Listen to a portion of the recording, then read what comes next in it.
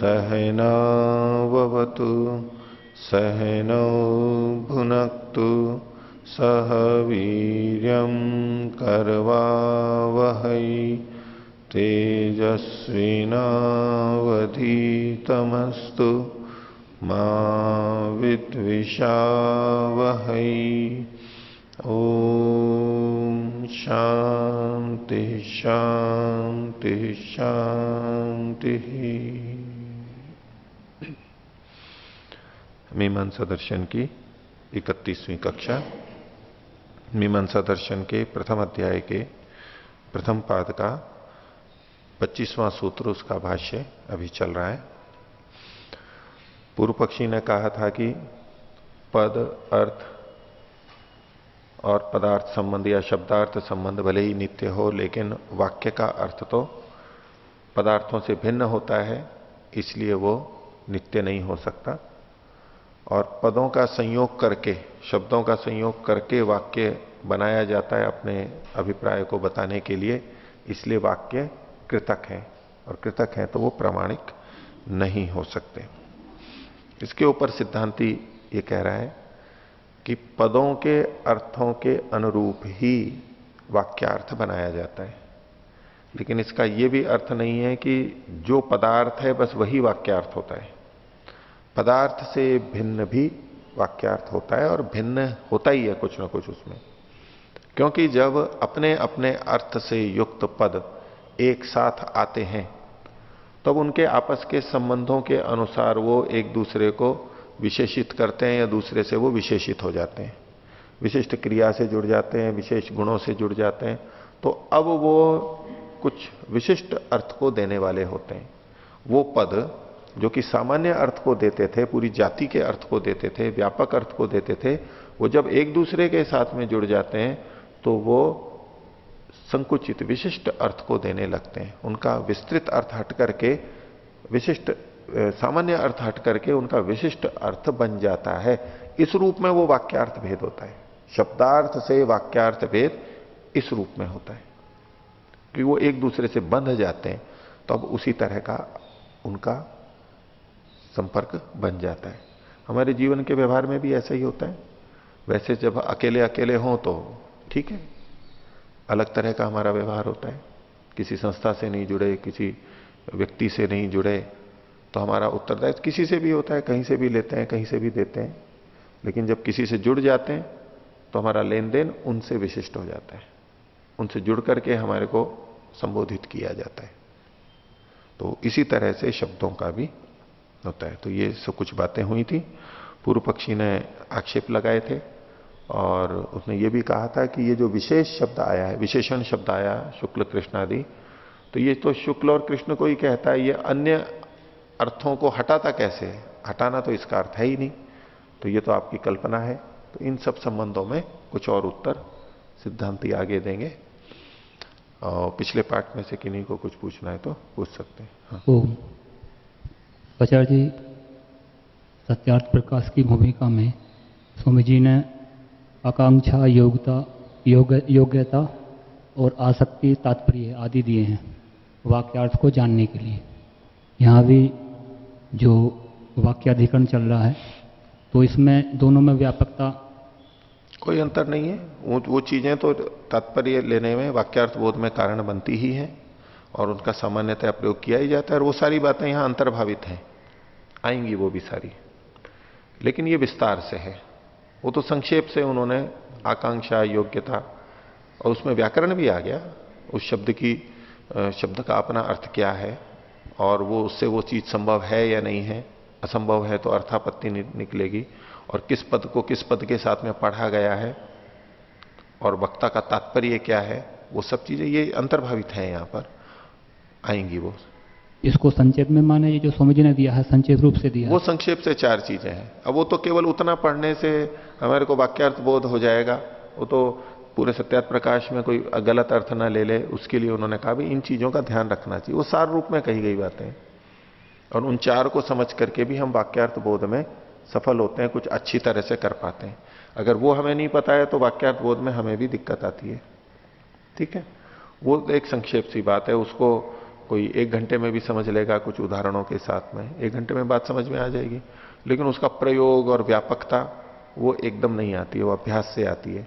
और यहां उससे अधिक जो इन्हीं से संबंधित सूक्ष्म बातें हैं, छोटी छोटी बातें हैं, वो सब करी जाएंगी और उसके उदाहरण दिए जाएंगे बहुत सारे कि यहां इस वाक्य से क्या अर्थ आएगा, इससे क्या अर्थ आएगा, ये अर्थ क्यों नहीं आएगा, ये सब चर्चाएं, उदाहरण बहुत आएंगे। पहले मीमांसा में सिद्धांत पक्ष बता दिया जाएगा, फिर उदाहरण उठाए जाएंगे अलग अलग, बाद में तो उदाहरण ही उदाहरण चलते हैं, फिर उनको लागू किया जाता है कि यहां ये है या ये, कभी कुछ लागू होता है कभी कुछ लागू होता है। जैसे न्याय दर्शन में भी प्रारंभ में मूल मूल बातें सारी बता दी गई, उनके जो जो अवयव थे उनकी कुछ परिभाषाएं बता दी, कुछ भेद बता दिए। अब उनकी परीक्षा की जाती है उन्हीं बातों की, उनको ये लागू होता है नहीं होता है, अलग अलग उदाहरण लेंगे, प्रक्रियाएं करेंगे, वो सब चीजें करते हैं। तो ऐसे ही अभी 3 अध्याय प्रथम पाद तक ऐसे तो मूल मूल चीजें बताई जाएंगी, उदाहरण थोड़े थोड़े बीच बीच में आते हैं, फिर बाद में उसका परीक्षण चलता है अलग अलग बिंदुओं में। लगेगा ये कि अलग अलग विषय आ रहे हैं, लेकिन उनसे जुड़ी भी बातें ही वहां पर आती रहती हैं, ऐसा। हाँ, 83वें पृष्ठ में इसमें दूसरी पंक्ति ऊपर से, भवेद अर्थापत्ति ही यदि असत्यामपि शक्तौ न अन्यस्मिन् निमित्तम अवकल्प्येत अवगम्यते निमित्तम, ये समझ में है। हाँ, देखिए इसकी पृष्ठभूमि में क्या है, इसे 82वें पृष्ठ पर नीचे सिद्धांती ने यह कहा था कि वाक्य का जो अंतिम वर्ण है जो कि पदार्थों से अनपेक्षित हो, तो भले ही पूर्व वर्ण जनित संस्कार के सहित हो तो भी वो अर्थांतर करने में समर्थ नहीं है, उसमें वो शक्ति नहीं होती है। तात्पर्य क्या था सिद्धांति का कि पदार्थ के अनुरूप ही वाक्यार्थ बनता है, पदार्थ निरपेक्ष नहीं बन पाएगा। और जिस शक्ति की बात कर रहे हैं, बोले वो ऐसी कोई शक्ति नहीं होती है कि जिसके कारण से नया अर्थ आ रहा है। तो पूर्व पक्षी ने इसके लिए व्यभिचार दिखाया कि नहीं, अर्थापत्ति में होता है। ऐसा वाक्य बोला तो पद जो कह रहे हैं उससे भिन्न अर्थ हम वहां पर ले लेते हैं। तो यानी अर्थ दूसरा आ रहा है, इससे पता लगा कि कोई ना कोई शक्ति तो है वहां पर, बिना शक्ति के अर्थ आ नहीं सकता। इसलिए उन्होंने कहा था न च शक्तिम अंतरेण तद अवकल्पते। अब इसका खंडन सिद्धांति ने कहा नहीं, अर्थ से तन निमित्तत्वात्, अर्थ तो तन निमित्तक होता है, यानी पदार्थ निमित्तक होता है, उस शक्ति का निषेध कर रहे हैं ये। अब अभ्युपगम से कह रहा है सिद्धांति, भवेद अर्थापत्ति, अर्थापत्ति हो सकती है, अर्थापत्ति होती भी है, वैसे स्वीकार किया जाता है, लेकिन अर्थापत्ति कब होती है?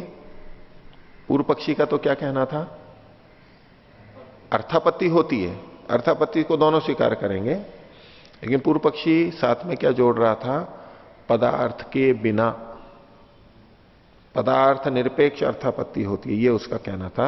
और वो ज्ञान कैसे होता है, किसी शक्ति से हो जाता है। सिद्धांति कह रहा है भवेद अर्थापत्ति, भले ही अर्थापत्ति हो जाए, लेकिन ये जो आप शक्ति की बात कह रहे हो वो तो नहीं है।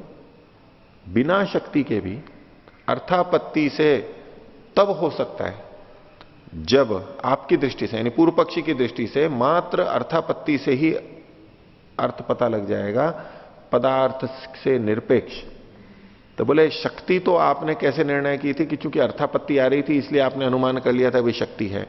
तो शक्ति तो अभी मानो मत, वो तो अभी सिद्धि नहीं है, लेकिन अर्थापत्ति भी कब हो सकती है? अर्थापत्ति से ही अर्थ आ रहा हो, ये कैसे कह सकते हैं, कब? तो भवेद अर्थापत्ति असत्याम अपनी शक्तो, शक्ति के ना होते हुए, क्योंकि शक्ति अभी सिद्ध नहीं है, शक्ति के ना होते हुए भी न अन्यस्मिन निमित्तम अवकल्पेता, और कोई निमित्त वहां पर हो नहीं। शक्ति तो अभी सिद्ध नहीं है, पहले तो वाक्य अर्थापत्ति से कुछ अर्थ निकल के आए तो आप शक्ति का अनुमान करोगे, तो अभी तो अर्थापत्ति बनी ही नहीं है, हम तो उसको ही साध्य कोटि में ले रहे हैं। तो अर्थापत्ति तब मानी जा सकती है, और अर्थापत्ति मान लेंगे तो शक्ति भी मान लेंगे, कोई बात नहीं है। लेकिन अर्थापत्ति कब मानी जा सकती है? जब शक्ति को तो आप पहले एक तरफ रखो, शक्ति के ना होने पर भी, और अन्य कोई निमित्त भी नहीं हो वहां पर, और फिर भी अर्थापत्ति आ रही हो, तो आप कह सकते हो कि अर्थापत्ति है, और तब आप कह सकते हो कि हां कोई ना कोई शक्ति है यहां पर। लेकिन ऐसा देखा नहीं जाता है। अवगम्यते तो निमित्तम, सिद्धांति ने पहले क्या कहा था, अन्य कोई निमित्त नहीं हो, शक्ति भी नहीं है और अन्य कोई निमित्त नहीं है, और फिर शब्दों से अर्थापत्ति निकल करके आ रही हो तो मान सकते हैं उसको, लेकिन निमित्त तो है यहां पर। अवगम्यते तो निमित्तम, निमित्त तो है। क्या निमित्त है? तो बोले पदार्थ है। आगे आगे ठीक है जी। तो आगे चलते हैं। तो यहीं से ही आगे देख लेते हैं कि भाई पदार्थ है, पद से होता है, तो पदानी पद से अर्थ पदार्थ होते हैं, तो पदार्थ से वाक्यार्थ कैसे आता है उसकी प्रक्रिया बताई कि पदानी ही स्वम स्वम पदार्थम अभिधाय निवृत्त व्यापाराणी। पद है, अर्थ है, और फिर वाक्य है और वाक्यार्थ है। चार चीजें हम मन में रखेंगे, पद, पद का अर्थ, वाक्य और वाक्य का अर्थ। तो पहले पद बोले गए, पद से पहले वर्ण भी चाहे तो ले लो, लेकिन पद को इकाई मान के चल रहे हैं। तो पद अपने अपने पदार्थ को कह करके निवृत्त व्यापार वाले हो गए। अब पद उच्चरित नहीं हो रहे, पद बोला गया, उसने अर्थ दे दिया और पद तो हो गया, पद को दोबारा नहीं बोला जा रहा है। अब पद का अर्थ अंदर बैठ गया है हमारे। अथेदानीम पदार्था अवगता संत, पदों का जो अर्थ हमने जान लिया है वो वाक्यार्थम गमयति, वो वाक्य के अर्थ को जनाता है। पद हट गए अर्थ को दे करके, अब उन अर्थों के माध्यम से हम वाक्यार्थ को जान रहे हैं। और पद निवृत्त हो गए तो वाक्य भी निवृत्त हो गया एक तरह से। पद उच्चरित हो गए, सुन लिए गए, निवृत्त हो गए, अब बोले नहीं जा रहे हैं, वाक्य भी उसी के साथ साथ पूरा हो गया। लेकिन पदार्थ अंदर विद्यमान है, पद का अर्थ, और उससे वाक्य का अर्थ हम जानते हैं। कथम, कैसे जानते हैं? तो अब यहां से प्रारंभ हो रहा है नया पाठ। यत्र ही शुक्ल इति वा कृष्ण इति वा गुणः प्रतीतो भवति। शुक्ल और कृष्ण शब्द क्या है? गुणवाची है। गुणवाची है ना। शुक्ल का मतलब क्या होता है?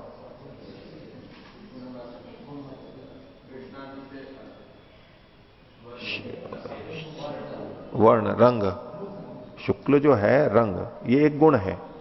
गुण है ना किसी वस्तु का कि ये सफेद है, ये काली है, ये भी उसका एक गुण हो गया। तो गुणवाची शब्द है, सफेद, काला आदि किसी वस्तु के गुण को बताते हैं, उसके धर्म को बताते हैं, तो ये गुणवाची हैं। तो शुक्ल इतिवा कृष्ण इतिवा गुणः प्रतीतो भवति, शब्द से सर्वप्रथम हमें गुण प्रतीत होता है। और गुण में भी क्या होगा? व्यक्ति नहीं, पूरी जाति, श्वेतत्व प्रतीत होगा। श्वेत शब्द से, शुक्ल शब्द से शुक्लत्व, पूरी जाति का ग्रहण होगा। कौन सा सफेद ये नहीं आ रहा है अभी, श्वेत मात्र। भवती खलु असौ अलम गुणवती प्रत्ययम आधातुम, लेकिन ये शब्द गुण वाले के ज्ञान को बताने में समर्थ होता है। खलु अयम भवती च खलु असौ अलम, अलम मतलब समर्थ होता है किसमें? गुणवती, गुण वाले में, प्रत्ययम आधातुम ज्ञान बनाने में, ज्ञान को करवाने में। शुक्ल शब्द से गुणवाची है, लेकिन उससे शुक्ल गुण वाला ये अर्थ हम ले लेते हैं। गुण शब्द से गुणी, उस गुण वाले का ग्रहण कर लेते हैं। ठीक है। तो हम कहते हैं, हम मान लो बहुत सारे कागज हों, वो कहे कि लाल देना। अब लाल देना मतलब लाल तो गुण है, तो लाल रंग कैसे दिया जाएगा? रंग तो दिया नहीं जाएगा, संभव ही नहीं है। तो संभव ना होने पर वो किस में घटेगा? क्रिया के साथ में। संभव नहीं है ये, उसकी योग्यता ही नहीं है कि गुण दिया जा सके। आकांक्षा, योग्यता, आसक्ति और तात्पर्य जो है, तो वो गुणी में घटेगा। फिर हम कहें नीला, नीला दिखाओ, और नीला कपड़े वाला है तो वो नीला कपड़ा दिखाएगा, कागज है तो वो नीला कागज दिखाएगा। तो नीला मतलब नीले रंग वाला, गुणवती, उसमें ज्ञान को कराने में समर्थ होता है।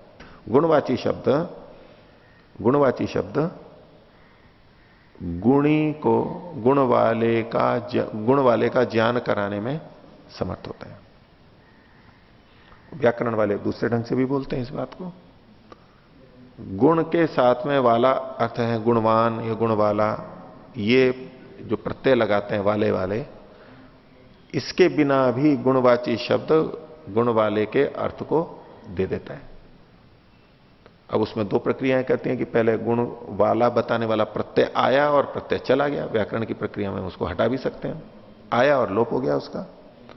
अब केवल गुण बचा तो वो, लेकिन वो गुण वाले का अर्थ देता है। और लोक में भी हम देखते हैं, मीमांसा की दृष्टि से, वाक्यार्थ बोध की दृष्टि से ये प्रक्रिया समझी जाती है कि जब हमने गुणवाची शब्द को बोला और उसको किसी वाक्य में बोला, तो अब वो उससे संबंधित जो क्रिया है वो गुण में संभव नहीं है, असंभव होती हुई वो गुणवाची का बोध करवा देती है। ये वाक्यार्थ में नया आ गया।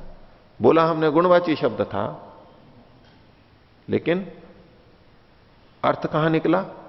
गुण वाले के साथ में। ये वाक्यार्थ से आया है। अकेला शब्द बोले, सफेद है, लाल है तो है आदि कुछ क्रिया, तो वाक्य तो बन ही गया। एकदम शुद्ध शब्द बोलेंगे तब तो गुणवाची ही होगा वो।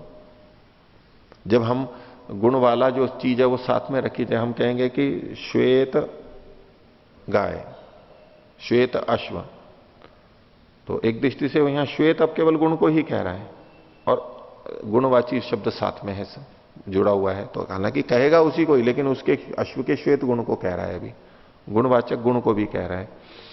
तो यहां पर भवती खलु असौ अलम गुणवती प्रत्ययम आधातुम, उसका ज्ञान करा देता है। तेन गुणवती प्रत्ययम इच्छन्त केवलम गुणवचनम उच्चारयंती। इसलिए गुण वाले में ज्ञान को चाहते हुए, उसको बताने की इच्छा रखते हुए लोग केवल गुण वाले शब्द का प्रयोग करते हैं, तो उसे गुण शब्द, गुणवाची शब्द का प्रयोग करते हैं, तो गुण वाले का अर्थ वहां पर पता लग जाता है। संपत्स्यते एशाम यथा संकल्पितो अभिप्राय, उनका जो संकल्पित अभिप्राय था कि मुझे ये जनाना है, गुण वाले को जनाना है, वो उनका संकल्पित अभिप्राय वहां पर सिद्ध हो जाता है। गुणवाची शब्द को प्रयोग करते हुए भी उनका संकल्प सिद्ध हो जाता है। वो गुण वाले का बोध कराना चाहते थे दूसरे को। भविष्यति विशिष्टार्थ संप्रत्यय, और इसलिए वहां विशिष्ट अर्थ का ज्ञान हो जाता है वाक्य के कारण से। विशिष्टार्थ संप्रत्यय वाक्यार्थ, वाक्यार्थ क्या है? विशिष्ट अर्थ का ज्ञान होना, यह वाक्य का अर्थ होता है। वाक्य हमेशा विशिष्ट अर्थ को ज्ञान कराएगा। पद की अपेक्षा, एक एक पद का जो अर्थ होता है उसकी अपेक्षा वाक्य विशिष्ट अर्थ का बोध कराएगा। अब वाक्य का अर्थ भी औरों की अपेक्षा से सामान्य हो सकता है कि गाय सरल प्राणी है, उग्र नहीं है, गाय सरल प्राणी है। अब यहां पर अब हम यूं एक तरफ से देखने लगेंगे तो ये विशिष्ट अर्थ है। गाय मतलब समस्त गाय हो गया।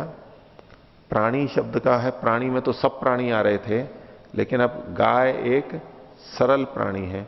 अब प्राणी तो सब तरह के होते हैं, अभी गाय प्राणी ले लिया और वो भी सरल विशेषण ला करके कह दिया, तो विशेष अर्थ तो बता रहा है ये।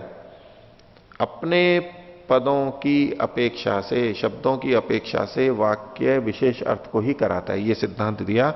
विशिष्टार्थ संप्रत्ययश्च वाक्यार्थः। लेकिन इसको आप दूसरे ढंग से कहने लगे, ये गाय सरल है, कहा कि गाय सरल प्राणी है, तो ये तो सामान्य अर्थ हो गया, तो सारी गाय आ गई।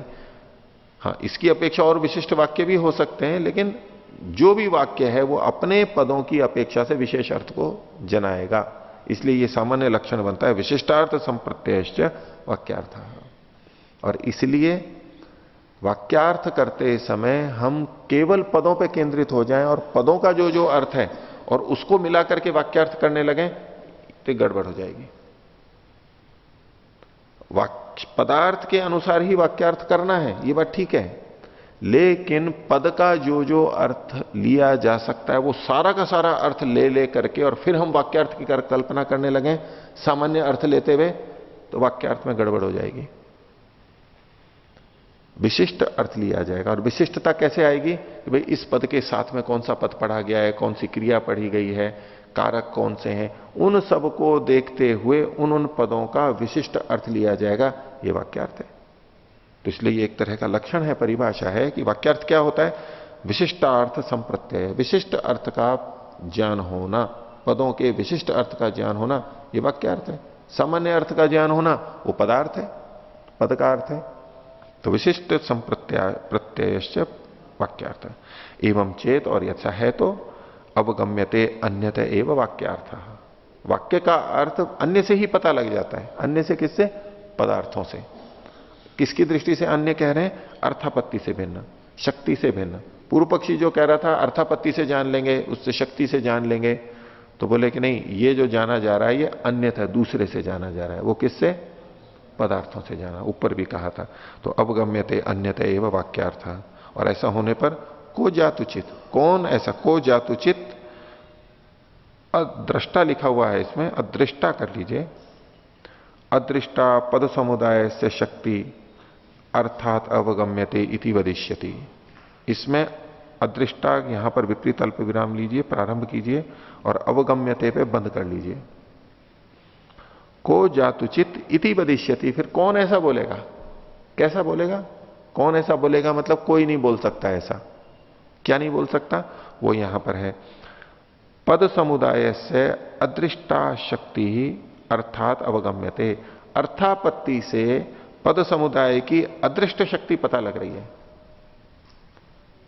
देखो सिद्धांति ने ऊपर क्या कहा था पहली पंक्ति में, ननु अर्थापत्ति रस्ति यत पदार्थ व्यतिरिक्तम अर्थम अवगच्छामः न च शक्तिम अंतरेण तत् अवकल्पते इति। तो अर्थापत्ति से एक शक्ति का ज्ञान कर रहे थे, वो पूर्व पक्षी कर रहा था ना, कल्पित कर, जबकि वो शक्ति अदृष्ट है, दिखाई नहीं दे रही है हमें। वाक्य की वो शक्ति हमें दिखाई नहीं दे रही है। तो कौन, जब पदार्थ से ही वाक्यार्थ का बोध हो रहा है, विशिष्ट अर्थ का बोध हो रहा है, तो कौन ऐसा व्यक्ति होगा जो पद समुदाय की अदृष्ट शक्ति को, जो कि अदृष्ट मतलब जो दिखाई नहीं दे रही है, यानी तो ज्ञात नहीं हो रही है, प्रमाणों से सिद्ध नहीं हो रही है, ऐसी पद समुदाय की अदृष्ट शक्ति को अर्थात यानी अर्थापत्ति से जानेगा कि अर्थापत्ति है, चूंकि अर्थ आ रहा है इसलिए शक्ति भी है। ऐसा कौन कह सकता है जब हमारे पास दूसरा कारण विद्यमान है? अर्थात कोई नहीं कह सकता। वो पूर्व पक्षी का खंडन हो गया। हो गया यहां तक? आगे देखिए, अपिच अन्वय व्यतिरेकाभ्याम एतत् अवगम्यते। अन्वय व्यतिरेक से भी पता लगता है। मूल बात क्या कहना चाहते हैं? पदार्थों से वाक्यार्थ का बोध होता है। पदार्थ वाक्यार्थ बोध में कारण होते हैं। तो बोले ये अन्वय व्यतिरेक से भी होता है। अन्वय का मतलब अनुकूलता से कथन होगा, ऐसा होने पे ऐसा होता है, ऐसा होने पे ऐसा होता है, ये तो है अन्वय कथन। और व्यतिरेक में है, और ऐसा नहीं हुआ तो देखो ये नहीं हुआ, ऐसा नहीं हुआ तो ये नहीं हुआ, ये व्यतिरेक है। दोनों तरह से देख लेते हैं तो पुष्टि हो जाती है। अन्वय व्यतिरेक से देखते हैं तो पुष्टि हो जाती है, पक्का हो जाता है। और ये अन्वय व्यतिरेक की प्रक्रिया सर्वत्र है। आज का विज्ञान भी जो खोज करता है वो अन्वय व्यतिरेक के आधार पर करता है। व्याकरण जो पूरा निर्भर करता है वो अन्वय व्यतिरेक पे ही निर्भर करता है। क्यों इस धातु का यही अर्थ है, क्यों इस प्रत्यय का यही अर्थ है, वो अन्वय व्यतिरेक से होता है सारा। और दर्शन शास्त्र भी अन्वय व्यतिरेक पर निर्भर करता है। तर्क प्रणाली, निर्णय करने की प्रक्रिया अन्वय व्यतिरेक से होती है। ठीक है, अन्वय व्यतिरेक से। ऐसा होगा तो ऐसा हो रहा है, जब जब ऐसा होता है तब तक वैसा होता है, ये अन्वय देख रहा है बार बार बार बार। जब जब ये चीज इसमें डाली जाती है तो इसका रंग ये हो जाता है, और जब ये नहीं डाली जाती तो इसका रंग या स्वाद ऐसा हो जाता है। वैज्ञानिक भी सारा प्रयोग यही करते हैं। जब जब ऐसा होता है तो ये होता है, इसके होने पे ऐसा होता है, इसके ना होने पे ऐसा नहीं होता है। संबंध जुड़ जाता है आपस में, व्याप्ति जुड़ जाती है, कारण कार्य संबंध बन जाता है। तो पूरा विज्ञान कारण कार्य पे निर्भर है। कार्य हो रहा है और कारण नहीं है ऐसा विज्ञान कभी भी नहीं कहेगा। कुछ ना कुछ कारण है, कारण खोज लिया। क्यों शरीर का तापमान बढ़ गया? बोले ऐसा होता है तो तापमान बढ़ता है, ऐसा होता है तो तापमान बढ़ता है, और ऐसा नहीं है तो तापमान नहीं बढ़ रहा है। अन्वय व्यतिरेक से संबंध जन गया। अब बुखार को देख करके पता लग जाता है कि भी इसमें ये हुआ होगा, अन्वय व्यतिरेक से। इस औषधि के लेने से ये रोग ठीक हो गया, ये औषधि नहीं ली थी तो रोग ठीक नहीं हुआ, तो आपस में संबंध जुड़ जाता है। ऐसा व्यवहार है, इसका मतलब है उसके मन में ऐसा होगा, मन ऐसा मन में नहीं है तो ऐसा व्यवहार नहीं होगा, तो संबंध जुड़ जाता है। तो व्यवहार को देख करके मन को पढ़ लेते हैं कि इसका मन ऐसा है, मन में ये विचार है इसके, इत्यादि। समस्त चीजें अन्वय व्यतिरेक से जुड़ी हैं, यानी कारण कार्य संबंध से जुड़ी हैं, उस सिद्धांत से जुड़ी हैं। तो यहां भी इसका प्रयोग कर रहे हैं। तो अपिच अन्वय व्यतिरेकाभ्याम एतत् अवगम्यते, ये सिद्ध होता है। कैसे? बोले भवती ही कदाचित इयम अवस्था मानसाद अपि आघातात यदुच्चरितेभ्य पदेभ्यो न पदार्थ अवधार्यन्ते। बोले कभी कभी ऐसा होता है कि मानसिक आघात से मन कहीं और लगा हुआ है, विचलित है, कोई दुख पीड़ा हो गई, तो ऐसे में उच्चरित पदों से, शब्द उच्चरित किए गए हैं, पद उच्चरित किए गए हैं और उसके कान में आ भी गए हैं, लेकिन उससे उसका अर्थ निर्धारित नहीं कर पाता है, वो अर्थ नहीं समझ पाता है, क्योंकि मन कहीं और लगा हुआ है। सामने वाला बोल रहा है, हमें पता ही नहीं वो क्या बोल गया, अर्थ नहीं पता लगा, शब्द तो आ गए लेकिन अर्थ हमें पता नहीं लगा। आगे, तदानीम नियोग तो वाक्यार्थम नावगच्छेयु, और जब जब पद का अर्थ हमें नहीं आया है तब तब वाक्य का अर्थ भी हमें नहीं आता है। पद का अर्थ यदि नहीं आया तो वाक्य का अर्थ भी हमारा नहीं आता है, इसमें भी संबंध है। पद का अर्थ नहीं आया तो वाक्य का अर्थ नहीं आया।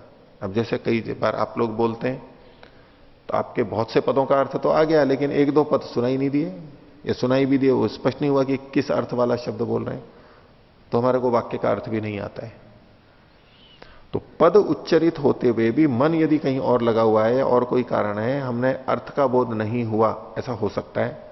और जब पद सुनने पर भी अर्थ का बोध नहीं हुआ है तो वाक्यार्थ का भी बोध नहीं हो पाता है, ये नियम है। तदानीम नियोग तो वाक्यार्थम न अवगच्छेयु यदि अस्य अपार्थगर्थ्यम अभविष्यत। अपार्थ गर्थ का मतलब हुआ अपृथक अर्थता। पृथक अर्थता एक तो होता है पृथक यानी अलग अलग, पृथक अर्थ मतलब भिन्न अर्थ, पृथक अर्थता मतलब पृथक अर्थपना, और अपृथक अर्थता मतलब समान अर्थता। पृथक मतलब तो अलग हो गया, जब अ लगा दिया तो अलग ना होकर के समान हो गया। यदि इसका समान अर्थ होवे तो अपार्थगर्थ्यम अभविष्यत, यानी समानार्थता हो। तो ये नियोग कब हो सकता है? जब वाक्यार्थ की पदार्थ से समानार्थता होती है। अब समानार्थता का यह मतलब नहीं है कि 100% समानार्थता होती है, वाक्यार्थ तो भिन्न होता ही है, लेकिन वाक्यार्थ पदार्थों के अनुकूल होता है, यह समानार्थता होती है। नियोगतस्तु नावगच्छन्ति, और ये नियोगता मतलब नियमतः हम नहीं जानते हैं। कब? जब पद का अर्थ नहीं जाना जाता है तो वाक्य का अर्थ भी हम नहीं निकाल सकते। तो ये तो एक तरह से किया, ये तो अन्वय किया है अभी। अब व्यतिरेक कह रहे हैं, अपीच अंतरेणापि पदोच्चारणम यह शौक्ल्यम अवगच्छति। शुक्ल पद का उच्चारण नहीं किया किसी ने, उसके बिना भी जो शौक्ल्य को जान रहा है, मतलब शुक्ल वस्तु को, शुक्ल गुण को जान रहा है, अर्थ को। किसी ने शब्द नहीं बोला, लेकिन हम सफेद चीज को देख रहे हैं, सफेद दीवार को देख रहे हैं, सफेद वस्त्र को देख रहे हैं, ऐसे अर्थ को देख करके जब हम, तब भी तो बोध होता है, पद से ही थोड़ा ना होता है, पद के बिना भी बोध होता है हमारे को। तो अपीच अंतरेणा भी पदोच्चारणम, शुक्ल पद का उच्चारण नहीं किया गया तब भी यह शौक्ल्यम अवगच्छति, जो शुक्ल अर्थ को जानता है, प्रत्यक्षतः जानता है। अवगच्छति एव असौ शुक्ल गुणकम, तो ऐसे में भी वो शुक्ल गुण वाले को जान लेता है, सफेद गुण वाली गाय जो है उसको जान लेता है वो। तो बिना पद के भी गुण को जानते हुए हम गुणी को जान लेते हैं, उस अर्थ को जान लेते हैं। तस्मात, इसलिए पदार्थ प्रत्यय एव वाक्यार्थ। अब सिद्धांत इन्होंने क्या दिया, पद के अर्थ का ज्ञान होने पर ही वाक्यार्थ होता है, पद के अर्थ का। यहां पर जो पदार्थ लिखा हुआ है, चाहे तो पद को कोष्ठक में कर सकते हैं, तस्मात अर्थ प्रत्यय एवं वाक्यार्थ। वो पदार्थ प्रत्यय में आप पद को मुख्यता मत दे देना कि पद और अर्थ का ज्ञान होने पर ही वाक्यार्थ होता है, ये नहीं कहना चाह रहे हैं यहां पर। यहां क्या कहना चाह रहे हैं, पद के अर्थ का ज्ञान होने पर वाक्यार्थ होता है, अथवा यूं कहिए अर्थ का ज्ञान होने पर वाक्यार्थ होता है। पद और अर्थ नहीं, पद का अर्थ, ये पदार्थ शब्द का अर्थ है। तो देखो कैसे अन्वय व्यतिरेक किया कि कुछ जगह तो पद है और पद का अर्थ नहीं है तो वाक्यार्थ भी हमें नहीं पता लगा, और कुछ जगह पे पद नहीं है लेकिन अर्थ है तो भी वाक्यार्थ, यानी जो उससे जो बोधित चीज है गाय, उसका हमें पता लग गया। तो वाक्यार्थ में कौन कारण है? अर्थ का होना कारण है। अब अर्थ के लिए पद भी जरूरी है, बिना पद के भी अर्थ जाना जाता है, वहां तो विकल्प है, दोनों चीजें हो सकती हैं, लेकिन केवल पद वाक्यार्थ में कारण नहीं है, यह सिद्ध किया है। पद वाक्यार्थ में सीधा कारण नहीं है, केवल पद कारण नहीं है कि पद होगा तो वाक्यार्थ आ ही जाएगा। पद का अर्थ होगा तब वाक्यार्थ आएगा, पद नहीं है और अर्थ है तब भी वाक्यार्थ आ जाएगा। तो मुख्य बात क्या हुई? पदार्थ, पद का जो अर्थ है उसका होना वाक्यार्थ के लिए आवश्यक है। कुछ टुकड़े टुकड़े के अर्थ हमें पता लगे, फिर उनको मिला करके हम एक अर्थ और बना लेते हैं, वो है वाक्यार्थ। तस्मात् पदार्थ प्रत्यय एवं वाक्यार्थ न अस्य पद समुदाय न संबंध। और ये जो वाक्यार्थ है इसका पद के समुदाय यानी वाक्य से सीधा संबंध नहीं है कि पदों का समुदाय हो गया और उससे हमारे को अर्थ आ जाएगा। नहीं, पहले पद का अर्थ आना चाहिए, तब फिर हमें वाक्यार्थ होगा। यहां तक एक बात खत्म की अन्वय व्यतिरेक वाली। अब कह रहे हैं यत्तु, पूर्व पक्षी ने एक आक्षेप किया था, उसको उद्धृत करते हुए उसका समाधान कर रहे हैं। यत्तु, जो आपने कहा था, क्या? श्रौत पदार्थो न वाक्यानुरोधे न कुतश्चित विशेषाद अपवर्तितुम अर्हति इति। श्रौत पदार्थ, सुना हुआ पद का अर्थ वाक्य के अनुरोध से, वाक्य के आधार पर कहीं विशेषाद, विशेषवाची शब्द के प्रयोग करने पे अपवर्तितुम अर्हति, पद के अर्थ को हटा नहीं सकता है। पीछे देखिए, इन्होंने पृष्ठ 81 के ऊपर कहा था पूर्व पक्षी ने,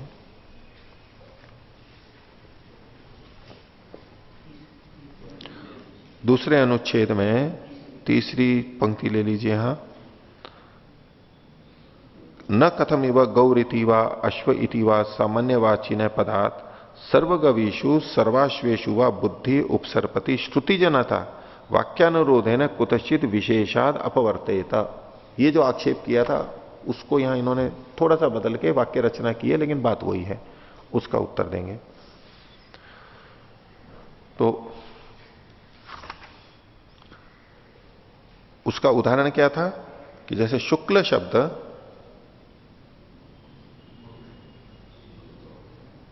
कृष्ण की निवृत्ति के लिए नहीं बताएगा, वो विशेष अर्थ, हाँ विशेष अर्थ मतलब सामान्य को हटा करके विशेष अर्थ को दे दे, ऐसा पद नहीं करेगा। पद तो अपना जो अर्थ है उसी को देगा। यही बात यहां कही कि श्रौता पदार्थ न वाक्यानुरोधे न कुतश्चित विशेषाद अपवर्तितुम अर्हति इति। तो इसके लिए उत्तर दे रहे हैं सत्यम एवं एतत्। ठीक है, ऐसा मान रहे हैं हम भी कि वो बिल्कुल ऐसा नहीं कर सकता। कहां? यत्र केवलः पदार्थः प्रयुज्यमान प्रयोजनाभावात् अनर्थकः संजायते इति अवगतम भवति। जहां पर केवलः पदार्थः, केवल पद का अर्थ यानी जो श्रुत है वो प्रयुज्यमान प्रयोग किया जाता हुआ प्रयोजनाभावात्, जब उसका वहां प्रयोजन ही सिद्ध नहीं हो रहा है, उस शब्द का जो अर्थ है उससे वहां पर कोई प्रयोजन ही सिद्ध नहीं हो रहा है, अर्थ ही नहीं आ रहा है, तो प्रयोजनाभावात् अनर्थकः संजायते, जब वो अनर्थक व्यर्थ हो जाता है, इति अवगतम भवति, ये ज्ञान हो जाता है। तत्र वाक्यार्थो भी तावत भवतु, ऐसे में वाक्यार्थ भी अनर्थक हो जाएगा। उस पद का अर्थ वहां संगत नहीं है तो वाक्यार्थ भी असंगत हो जाएगा। इति विशिष्टार्थता अवगम्यते, तब हम विशिष्ट अर्थ को ग्रहण करते हैं। जैसे कि उदाहरण के लिए अग्निर्माणवकः, ये बच्चा अग्नि है, अग्निर्माणवकः। अब अग्नि शब्द का क्या अर्थ है? सामान्य अर्थ तो सारी अग्नि आ गई। अब अग्नि को माणवक के साथ जोड़ दिया विशेषण के रूप में, तब कोई विशिष्ट आग ले लो तो भी अर्थ नहीं घटेगा। माणवक अग्नि है, माणवक का जो अग्नि का जो अर्थ है वो यहां पर असंगत हो रहा है। और अगर वो असंगत अर्थ ही यहां पर लिया जाए, असंगत मतलब अग्नि का जो वास्तविक अर्थ है, भौतिक अग्नि, भूताग्नि, जिससे हम गर्मी प्रकाश प्राप्त करते हैं, वो अर्थ लेते हुए जब वाक्य का अर्थ किया जाएगा, भले ही विशिष्ट अर्थ किया है अग्नि का और माणवक का भी विशिष्ट अर्थ कर लिया, ये वाला बच्चा विशेष अर्थ करते हुए भी वाक्य का अर्थ निरर्थक हो रहा है, क्योंकि अग्नि का वो अर्थ यहां पर घट ही नहीं रहा है, संगत ही नहीं है। तो ऐसी स्थिति में वो भिन्न अर्थ को देता है और वहां पर वो विशिष्ट अर्थ को बताता है। संगति नहीं हो सकता है वहां पर। उन्होंने कहा शुक्लम आनय, सफेद को लेकर के आओ। अब सफेद को गुण को कहां से ला सकते हैं? तो गुणी में ही घटेगा। ये विशेष अर्थ का वो है कि विशिष्ट अर्थ को ही देगा वो। सामान्य अर्थ को छोड़ के, शुक्ल शब्द गुणवाची अर्थ को छोड़ करके गुणी के अर्थ को लेगा, क्योंकि वो असंगत हो रहा है।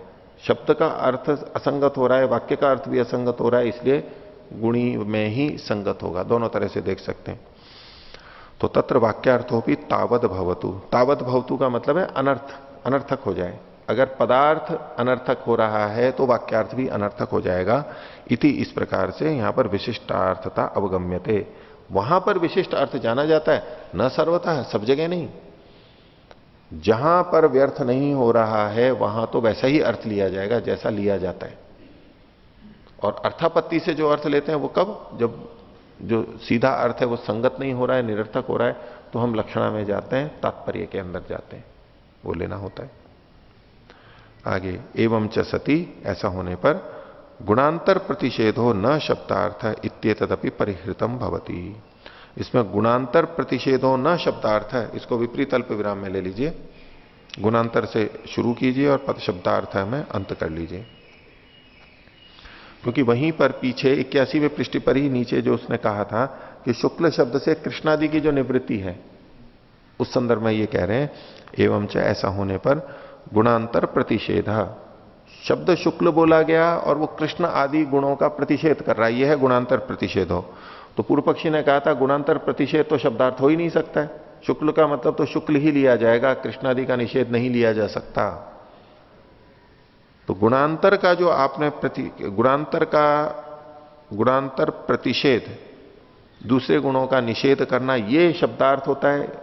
इसका जो आपने खंडन किया था, गुणांतर का प्रतिषेध शब्दार्थ नहीं है, ये जो आपने कहा था, यह भी खंडित हो गया है। कैसे खंडित हुआ है? कि जब शब्द अपने अर्थ को नहीं दे पाता है तो हमें विशेष अर्थ लेना होता है, और विशेष अर्थ के लिए ही वो वहां पर प्रयोग किया गया होता है। तो वहां यह दोष नहीं आता कि शुक्ल शब्द कृष्ण आदि गुणों की निवृत्ति नहीं करता, करता है वो भी। शुक्ल शब्द शुक्ल गुण को भी बताता है, पर साथ ही साथ वो कृष्ण आदि की निवृत्ति भी करता है। ये भी उसी शब्द का अर्थ है, क्योंकि वो विशेषण के रूप में वहां पर आया है। तो पूर्व पक्षी ने कहा था ये तो शब्द का अर्थ नहीं है, गुणांतर का प्रतिषेध शब्द का अर्थ नहीं है। सिद्धांति कह रहे हैं नहीं, गुणांतर का प्रतिषेध भी उस शब्द का अर्थ है, वो विशेष अर्थ देगा वहां पर उस स्थिति में। आगे, अपि च प्रातिपदिकात उच्चरंती द्वितीयादि विभक्ति ही, प्रातिपदिक अर्थो विशेष का इत्याह। कोई एक प्रातिपदिक है, प्रातिपदिक का मतलब बिना विभक्ति के जो शब्द होते हैं उसको प्रातिपदिक समझिए। जैसे कि गौ, या तो राम शब्द ले लिया तो उसमें कोई अभी विभक्ति नहीं लगाई है, मूल जो शब्द है वो, विभक्ति प्रत्यय आते हैं उसके बाद में जो शब्द बनेगा, गौ गावऊ गावह, गाम गावऊ गाह। तो ये जो गाम शब्द है, गाय को, उसके लिए गाय गो शब्द का द्वितीय विभक्ति का एक वचन गाम। इसमें गौ जो शब्द है ये तो गो शब्द है, ये तो प्रातिपदिक है, और जो अम विभक्ति वहां पर साथ में आई है तो उसके लिए कह रहे हैं प्रातिपदिकात उच्चरंती द्वितीय आदि विभक्ति। प्रातिपदिक के साथ में बोली जाती हुई जो द्वितीय आदि विभक्तियां, यानी द्वितीय तृतीय सारी सभी विभक्तियां आ गई, वो जब बोली जाती हैं तो प्रातिपदिकार्थो विशेषकः इत्याह। ऐसे में इनमें विशेषण विशेष्य भाव होता है दोनों में, प्रकृति और प्रत्यय में।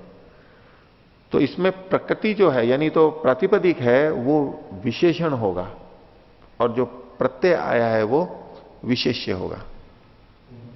इनका प्रतिपादन ये है। विशेषण और विशेष्य कैसे? जैसे हम काली गाय बोलते हैं तो गाय तो विशेष्य है, और काली ये उसका ही विशेषता बता रहा है कि ये काले है, काला सर्प, काली गाय, श्वेत गाय, विशेषण और विशेष्य। अब प्रातिपदिक मतलब गो, गो शब्द वो तो सबको कहने वाला है, कुछ भी कह देगा वो। द्वितीय विभक्ति आई, द्वितीय विभक्ति भी को अर्थ को यानी कर्म को किसी को भी कह सकती है। कर्म तो कोई भी हो सकता है, लकड़ी भी कर्म हो सकती है, अग्नि भी कर्म हो सकती है। कर्म मतलब कर्तुरीप्सित तमम कर्म, रोटी भी कर्म हो सकती है, उसको हम लेना चाहते हैं, ग्रहण करना चाहते हैं, खाना चाहते हैं। गेंद भी हो सकती है क्योंकि उसको हम खेल रहे हैं। कोई फसल भी हो सकती है जिसको हम काट रहे हैं। तो कर्म तो एक व्यापक हो गया, सामान्य अर्थ को देने वाला है। कौन सा कर्म लेना है, किस विशिष्ट कर्म को लेना है, तो जब गाम बोलेंगे तो गो विशिष्ट कर्म लिया जा रहा है। ऐसा कर्म गो वाला को, गो जहां पर कर्म के रूप में हो। तो प्रातिपदिक को विशेषण माना और प्रत्यय को विशेष्य माना। तो इन्होंने कहा प्रातिपदिक का अर्थ हो विशेष का, प्रातिपदिक का जो अर्थ है वो विशेषक होगा इत्याह। और साच विशेष श्रुति सामान्य श्रुतिम बाधेता। और ये जो विशेष श्रुति है, विशेष श्रुति का मतलब हो गया जो हम गाम ये बोल रहे हैं, जो शब्द का अर्थ है या वाक्यार्थ है, वो सामान्य श्रुति को यानी कर्मत्व को बाधित कर देगी। द्वितीय विभक्ति का तो कर्मत्व मात्र अर्थ है, कोई भी कर्म हो। जब गो शब्द के साथ में आएगा तो अब ये सामान्य श्रुति को यानी किसी भी कर्म को, कर्मत्व मात्र को तो बाधित कर देगी और गो विशिष्ट कर्म को ही कहेगी। ये एक ही पद के लिए भी बोल रहे हैं। यच्च एते पद संघाता पुरुषकृता दृश्यन्ते। पूर्व पक्षी ने यह भी कहा था वहां पर, ये जो नीलोत्पल आदि का उदाहरण दिया था कि ये तो पद के संघात यानी वाक्य जो हैं, प्रेरक वाक्य हैं, उनमें पदों का संघात जो देखा जाता है वो पुरुषकृत है, पुरुषों के द्वारा, मनुष्यों के द्वारा देखा जाता है। तो यच्च जो आपने ये कहा था, पूर्व पक्षी की बात को उद्धृत कर रहे हैं यहां पर, एते पद संघाता पुरुषकृता दृश्यन्ते इति। तो उसके लिए कह रहे हैं परिहृतम तत्कर्तृ अस्मरणादि भी। बोले इसका समाधान तो हम पहले ही कर चुके हैं, कर्ता के अस्मरण के कारण से। ये वाक्य किसने बनाए हैं, यानी वेद के वाक्य, इसके किसी कर्ता का स्मरण नहीं होता, इसलिए इसको अपौरुषेय माना जाएगा। हाँ, जो वाक्य बनाए गए हैं किसी काव्य के, किसी कवि ने बना रखे हैं, उसके तो कर्ता का स्मरण होता है कि किसी ने बनाया है, ये इसका कोई बनाने वाला है, ठीक है, वो मनुष्यकृत हो सकते हैं, पौरुषेय हो सकते हैं। लेकिन वेद के वाक्य तो उनका कोई कर्ता स्मरण में नहीं आता कि उस व्यक्ति ने इनको बनाया है या उस समय बनाया है, ये सब कुछ स्मरण नहीं होता, इसलिए वहां ये बात नहीं घटेगी। ये समाधान हम कर चुके हैं कर्ता का स्मरण न होने से। अपिच एवं जातीय के अर्थे वाक्यानि संहर्तुम न किंचन पुरुषाणाम बीजम अस्ति। और इस प्रकार के अर्थ को बताने वाले जो वाक्य हैं, किस प्रकार के अर्थ को बताने वाले, जो कि अज्ञात और अतीन्द्रिय विषयों को बता रहे हैं। ज्ञात और इंद्रिय गम्य विषयों को तो मनुष्य जान लेता है और वो वाक्य का प्रयोग कर सकता है, संघात कर सकता है। लेकिन वेद में जो बातें कही गई हैं जो कि मनुष्य की इंद्रिय से अगम्य है, वो जान ही नहीं सकता है मनुष्य। मनुष्य के द्वारा अज्ञात है और मनुष्य के लिए अतीन्द्रिय है, उन चीजों को बताने के लिए किसी पुरुष की कल्पना की ही नहीं जा सकती। जैसे मुक्ति की बात हो गई, अमृत की प्राप्त हो गई, उसको मनुष्य जान ही नहीं सकता, इंद्रिय गम्य ही नहीं है उसका, वो जान ही नहीं सकता, उसके लिए अज्ञात है। तो इसको कौन बताएगा, मनुष्य तो बता नहीं सकता, उसको पता ही नहीं है। तो न अपिच एवं जातीय के अर्थ यानी अज्ञात और अतीन्द्रिय जो अर्थ हैं उनमें वाक्यानि संहर्तुम न किंचन पुरुषाणाम बीजमति। पुरुषों का कुछ भी उसमें बीज या आधार नहीं है, कोई सामर्थ्य नहीं है, छोटा सा भी सामर्थ्य नहीं है जो इन चीजों को बता सके। क्योंकि पुरुष यानी मनुष्य, आत्मा उसी को तो बताएगा जिसको वो जानता है। जिस विषय को जानता नहीं है उसके विषय में क्या वाक्य बनाएगा, वो कह ही नहीं सकता है कुछ। हम जो भी बोलते हैं, जैसा हमारा ज्ञान है, कुछ ना कुछ अच्छा बुरा जो भी जानते हैं, सही गलत, उसी को तो बोलते हैं। तो इसलिए इन चीजों में जो वेदों में बातें कही गई हैं, इसमें पुरुष की, उसको पुरुष की रचना माना ही नहीं जा सकता, क्योंकि पुरुष उसको जानता ही नहीं है, जान ही नहीं सकता है, इसलिए ये अपौरुषेय है। हो गया यहां तक? आगे देखिए, सिद्धांती और अपनी बात को रख रहा है। 26वां सूत्र, लोके सन्नियमात प्रयोग सन्निकर्षः स्यात्। लोक में, समाज में जो देखा जाता है, उसमें हम जो प्रत्यक्ष करते हैं, सन्निकर्ष होता है, इंद्रियार्थ सन्निकर्ष होता है, उसके अनुरूप हम संनियम करते हैं, वाक्यों की योजना करते हैं। लोक में ऐसा होता है कि जैसा हमने देखा है, जैसा हमने जाना है, जैसा हमारा इंद्रियार्थ सन्निकर्ष हुआ, उसके अनुसार हम वाक्य की रचना करते हैं। लोके संनियमात प्रयोग सन्निकर्षः स्यात्। इसमें सूत्रार्थ की रचना की, सूत्रार्थ को ठीक तरह नहीं समझा जा सकता, ये मान करके कई कई अर्थ किए गए हैं, युधिष्ठिर जी ने लिखे हैं। इसमें संदेह है कि इस सूत्र का क्या अर्थ होगा, और जैसा भाष्य में लिखा है उसके अनुसार इन्होंने यहां पर अन्वय में बदलाव किया है। क्या बदलाव किया है? लोके सन्नियमात, ये सन्नियमात शब्द है एक, तो दूसरा है प्रयोग सन्निकर्ष है, इसमें सन्निकर्ष शब्द है। तो सन्नियमात का जो सन्नियमात पंचमी विभक्ति है एक वचन, उसको सन्निकर्ष से जोड़ देते हैं, सन्निकर्षात। यानी सन्निकर्ष की जगह पे संनियम को ले आते हैं और संनियम की जगह पे सन्निकर्ष को ले आते हैं। लोके सन्निकर्षात प्रयोग संनियमः स्यात्, ऐसी इस वाक्य की रचना कर देते हैं अन्वय करके। ये जो आगे का भाष्य है उसके अनुसार युधिष्ठिर जी का सुझाव है कि वाक्य सूत्र की रचना ऐसी होनी चाहिए, अन्वय करना चाहिए इसका, नहीं तो संगत अर्थ नहीं आएगा। तो क्या बनेगा?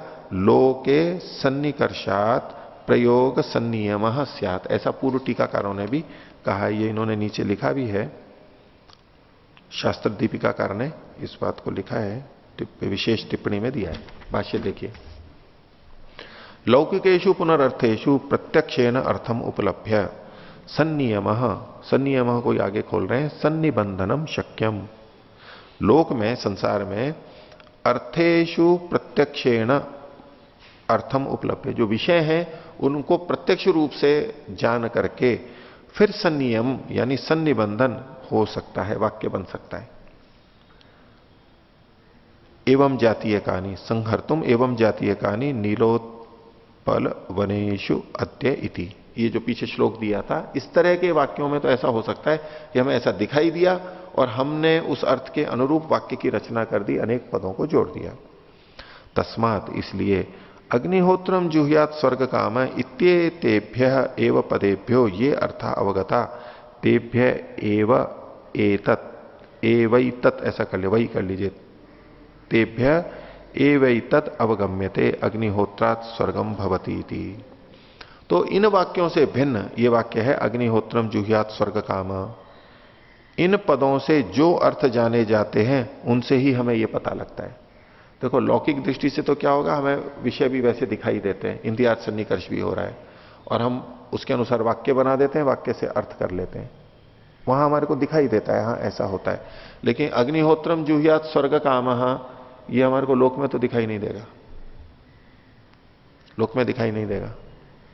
अब भले ही अग्निहोत्र की प्रशंसा में ये व्याख्या करें कि जिस घर में अग्निहोत्र होता है वो घर स्वर्ग बन जाता है, ये प्रत्यक्ष है हमारे को, वो एक अलग व्याख्या है कि लोगों को परोक्ष में विश्वास नहीं होता है, इसलिए देखो अग्निहोत्र से ये लाभ होता है, अग्निहोत्र से ये लाभ होता है, वो कह देते हैं।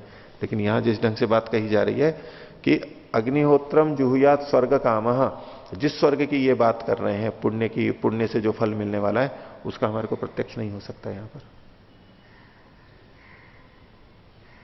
अग्निहोत्रम जुह्यात स्वर्ग कामः, इन्हीं पदों से जो अर्थ जाना जाता है, तेभ्य मतलब तेभ्य अर्थेभ्य एवं एतत् अवगम्यते, उन अर्थों से ही यह जान हो जाता है कि अग्निहोत्रात् स्वर्गम भवति इति, अग्निहोत्र से स्वर्ग होता है। यहां ऐसा नहीं है कि हमने देखा अग्निहोत्र से स्वर्ग होता है, पहले हमने व्यवहार में देखा कि अग्निहोत्र से स्वर्ग होता है, फिर हम किसी को कह रहे हैं अग्निहोत्रम जुह्यात स्वर्ग काम, जिस जिसको स्वर्ग की इच्छा हो वो अग्निहोत्र करे। यहां ऐसा नहीं है, क्योंकि अग्निहोत्र से स्वर्ग नहीं देखा जा रहा है लोक के अंदर, लेकिन ये वाक्य फिर भी है। तो वो हम कैसे जानते हैं? हम केवल वाक्य को देखते हैं, शब्दार्थ को देखते हैं, उससे वाक्यार्थ निकलता है, तात्पर्य निकालते हैं कि भाई अग्निहोत्र से स्वर्ग होना चाहिए, अग्निहोत्र से स्वर्ग होता है। तो शास्त्रीय रूप से वेदों का जो हम अर्थ लेते हैं वो यहां देख करके वहां नहीं लेते, और देख करके जो वाक्य बनाए गए होंगे वो पौरुषेय होंगे, ये तो अपौरुषेय है। पुरुष तो इन वाक्यों को बना ही नहीं सकता, इसलिए वेद वाक्य अपौरुषेय हैं, अपौरुषेय हैं इसलिए वो प्रमाण है। पदेभ्य एव पदार्थ प्रत्यय पदार्थेभ्यो वाक्यार्थ इति। तो पद और अर्थ और वाक्यार्थ का अंतिम निष्कर्ष क्या दिया उन्होंने? पदेभ्य एवं पदार्थ, पदों से ही पद का अर्थ निकलता है, ऐसे ही नहीं आएगा। और जब अर्थ हमें पता लग गया, पदार्थ, पदों का अर्थ, तो पदार्थेभ्यो वाक्यार्थ, पद के अर्थों से फिर हमें वाक्य का अर्थ पता लगता है। ये इनका सिद्धांत हुआ। इति वेद से अर्थ प्रत्यायकत्वाधिकरणम, वेद से अर्थों का बोध होता है। वेद वाक्यों से, चोदना वाक्यों से, प्रेरणा वाक्यों से अर्थ का बोध होता है और वो उसमें प्रामाणिक है। तो पद नित्य है, अर्थ नित्य है, पदार्थ यानी शब्दार्थ संबंध नित्य है, तो उनसे जो अर्थ का बोध हो रहा है वाक्यार्थ का, वो भी उनका, उन नित्यों का नित्य ही माना जाएगा, अपौरुषेय माना जाएगा। इसलिए धर्म के ज्ञान में उनकी प्रामाणिकता है। तो ये अधिकरण समाप्त हुआ। आगे देखिए 8वां अधिकरण है वेद अपौरुषेयत्वाधिकरणम। वेदों का अपौरुषेयत्व है, इसकी चर्चा की जा रही है। हालांकि ये बात सिद्ध हो चुकी है, लेकिन फिर भी पूर्व पक्षी को कुछ और आक्षेप करने हैं। वो कह रहे हैं नहीं, वेद तो पौरुषेय है, तो उससे संबंधित चर्चा आगे चलेगी। उक्तम भाष्य देखिए, सूत्र है 27वां, वेदांश चैके सन्निकर्षम पुरुषाख्या। कुछ लोग ऐसा मानते हैं कि जो वेद हैं इस ये भी पुरुष के नाम के साथ जुड़े हुए हैं। इनकी आख्या यानी कथन जो किया जाता है वेदों का, उन शास्त्रों का, तो पुरुष के नाम के साथ में जोड़ के किया जाता है।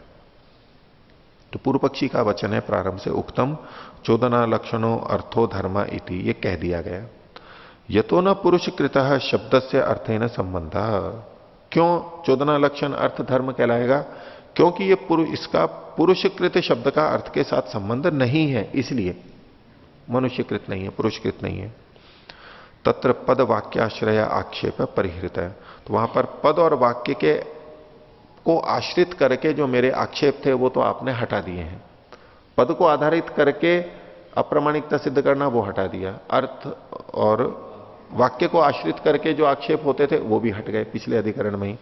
लेकिन इदानीम अन्यथा आक्षेप श्यामः, अब हम दूसरे ढंग से आक्षेप करेंगे पद और वाक्य को छोड़ करके। लेकिन लक्ष्य वही है कि वेद की अप्रामाणिकता है, वेद पौरुषेय है, वेद अपौरुषेय, वेद के पौरुषेयत्व को सिद्ध करेगा। ये पूर्व पक्षी प्रयास करेगा अपौरुषेयत्व को खंडित करने के लिए। तो क्या कह रहे हैं?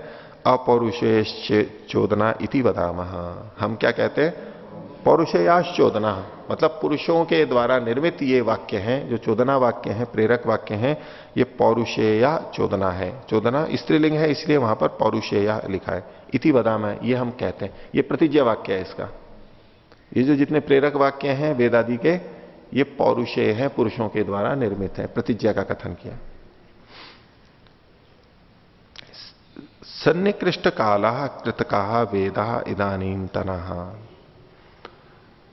सन्निकृष्ट काला, निकट के काल में ये बने गए हैं ऐसे वेद हैं, अभी ही कुछ काल पहले बने हैं, इसलिए ये इदानीन्तनः, इस समय के हैं, अनादिकाल के नहीं है, अभी के बने हुए हैं। ये भी प्रतिज्ञा जैसा ही है। ते च चोदना नाम समूहा, ये वेद क्या है? प्रेरक वाक्यों के समूह ही तो हैं।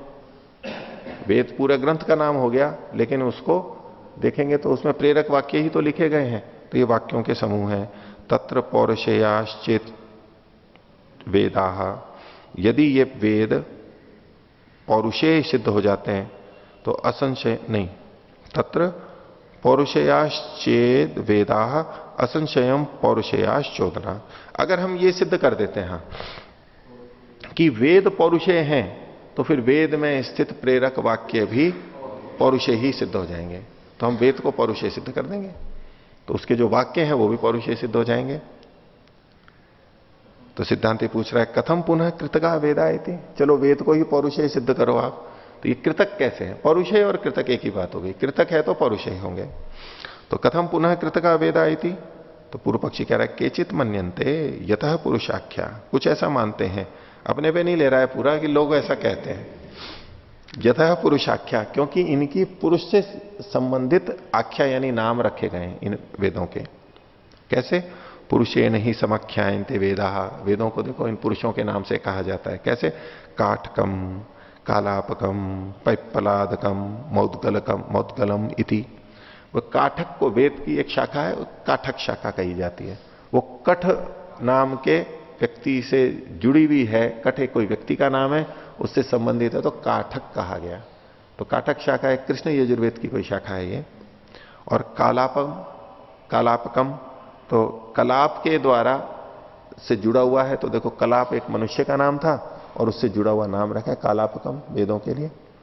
पिप्पलादकम, पिप्पलाद से जुड़ी हुई है, अथर्ववेद की शाखा आज भी उपलब्ध होती है, पिप्पलादकम। और मौदगलकम इति, मौदगलक एक ऋग्वेद की शाखा मानी जाती है, और वैसे इन्होंने मौदकम लिखा है, युधिष्ठिर जी ने इस पर विवेचना की है, मौदगलकम ना होकर के मौदकम होना चाहिए, क्योंकि वो भी अथर्ववेद की शाखा मानी जाती है। मौदगलकम तो ऋग्वेद की कुछ हो जाती है, जिनका भी है, जिस भी वेद का है, लेकिन ये नाम पुरुषों से संबंधित जुड़े हुए हैं। तो वो कह रहा है न ही संबंधात ऋते समाख्यानम, ये जो नाम रखे गए हैं इनके, ये संबंध के बिना तो हो नहीं सकते। पुरुषों का कुछ ना कुछ इनसे के साथ संबंध है, इसीलिए तो नाम रखे गए। और न च पुरुषस्य शब्दे न अस्ति संबंधो अन्यतः कर्ता पुरुष, और पुरुष का, मनुष्य का शब्द के साथ और क्या संबंध हो सकता है कि मनुष्य उस शब्द का कर्ता होता है, उन वाक्यों का रचयिता होता है। यही तो मनुष्य का शब्दों के साथ में, वाक्यों के साथ में संबंध होता है, इसलिए मनुष्य करता है। तो न अन्यतः कर्ता पुरुष कार्य शब्द है, शब्द कार्य है। तो इस पर पूर्व सिद्धांति कहता है ननु प्रवचन लक्षणा समाख्या स्यात्, भाई ये भी तो मान सकते हैं कि इन्होंने इनका प्रवचन किया था, ये इन्होंने इनको बनाया, यही जरूरी थोड़ना है। नाम तो प्रवचनकर्ता का भी जुड़ जाता है, निर्माता का ही जरूरी थोड़ना है। तो पूर्व पक्षी कहता है नेति ब्रूमा, नहीं ऐसा नहीं हो सकता। क्यों? असाधारणम ही विशेषणम भवती, विशेषण तो असाधारण होता है, विशेष होता है, सामान्य नहीं होता है। एक एव ही कर्ता बहवो प्रब्रूयु, जब काठक नाम है मतलब एक ही व्यक्ति लिया जाएगा, और वो कर्ता तो एक हो सकता है, प्रवचन करता तो बहुत हो सकते हैं, वेद के प्रवचन करता बहुत हो सकते हैं, उन बहुतों में से एक ही का नाम क्यों रखा जाएगा? इसलिए ये जो नाम रखा गया है ये तो विशेष ही है, ये तो रचनाकार का ही होना चाहिए, प्रचार करने वाले का नहीं हो सकता, प्रवचनकर्ता का नहीं हो सकता। अतो अस्मर्यमाणोपि चोदनाया कर्ता स्यात्, तो भले ही इनके कर्ता का स्मरण नहीं हुआ है अभी परंपरा से, लेकिन ये जो जितने प्रेरक वाक्य हैं इसका कोई ना कोई बनाने वाला मनुष्य अवश्य है। तस्मात् न प्रमाणम चोदना लक्षणों अर्थो धर्म इति, इसलिए जो आपने वो सूत्र बना दिया था चोदना लक्षणों अर्थो धर्म, प्रेरक वाक्यों से जो अर्थ जाना जाता है वो धर्म है, वो आपकी बात ठीक नहीं है, क्योंकि ये तो पौरुषेय है। तो आज का पाठ इतना ही रखते हैं। प्रणव। ओ